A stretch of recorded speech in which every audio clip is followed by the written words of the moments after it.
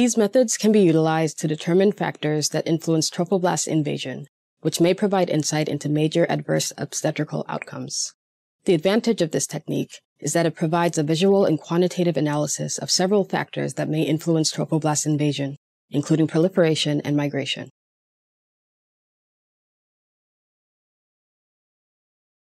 To begin the scratch assay, seed the appropriate number of cells into a 24-well plate to achieve 100% confluence in 48 hours.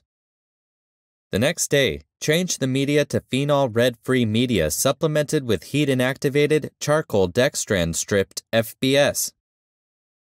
On the day of the scratch, add desired treatment to the media in each well to pre-treat the cells for 30 minutes. To create uniform wounds, place sterile 10 microliter pipette tips on the pins of the wound maker tool. Lower the tips into the first row of wells and move the plate along the track of the wound maker until the pipette tips reach the other side of the well. Then, move the plate back to the starting position to ensure a constant wound across the diameter of the well. Lower the tips into the next row of wells and repeat until all wells are scratched. Confirm that the scratch covers the width of the well by observing the plate under a microscope. Next, carefully aspirate the media and gently wash the cells with 1x PBS twice.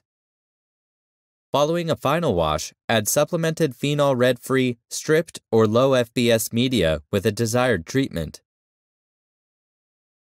Next, place the plate with the scratched wells in an automated time-lapse imager housed in an incubator which contains 37 degrees Celsius temperature and 5% carbon dioxide at 95% humidity atmosphere. Image the well.